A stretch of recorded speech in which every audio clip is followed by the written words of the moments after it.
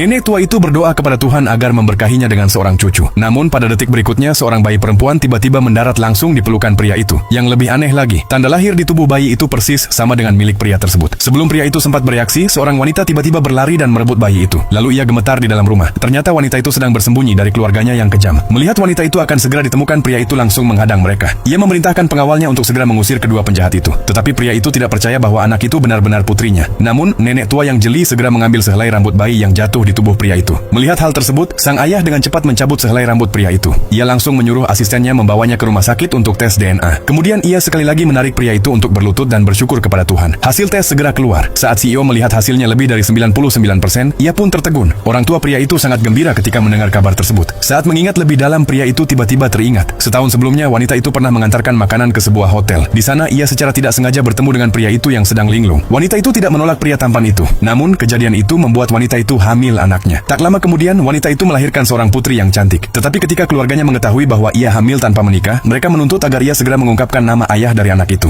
Namun, wanita itu sama sekali tidak tahu identitas pria tersebut. Dalam kepanikan, ia melemparkan segenggam pasir dan langsung melarikan diri. Pada saat itu juga, keluarga pria itu sedang berdoa kepada Tuhan. Saat melarikan diri, wanita yang panik itu secara tidak sengaja melemparkan putrinya. Secara kebetulan, pria itu menangkap bayi itu dalam pelukannya. Ketika mengetahui bahwa bayi perempuan itu memang putrinya kandung, pria itu segera memerintahkan seluruh kota untuk mencari keberadaan wanita itu. Wanita yang tidak tahu apa-apa itu, demi memberikan kehidupan yang bahagia bagi putrinya, terus bekerja keras setiap hari. Namun secara tak terduga, hanya karena terlambat 1 menit mengantar makanan, ia disiksa dengan kejam oleh seorang wanita licik. Wanita itu sudah mencoba menjelaskan bahwa ia terlambat hanya karena harus membawa anaknya. Tetapi wanita licik itu semakin marah. Ia menuduh makanan wanita itu pasti kotor. Lalu dengan angkuh ia menumpahkan makanan itu ke lantai. Ia menuntut wanita itu segera membersihkan kekacauan tersebut. Namun tepat pada saat itu, pria itu kebetulan tiba di perusahaan. Melihat kelakuan wanita licik itu, ia memarahinya dengan keras. Tetapi ketika melihat sosok wanita yang menyedihkan itu, ia langsung teringat pada wanita yang pernah ditemuinya. Maka seketika itu juga ia memerintahkan asistennya untuk mencari wanita tersebut.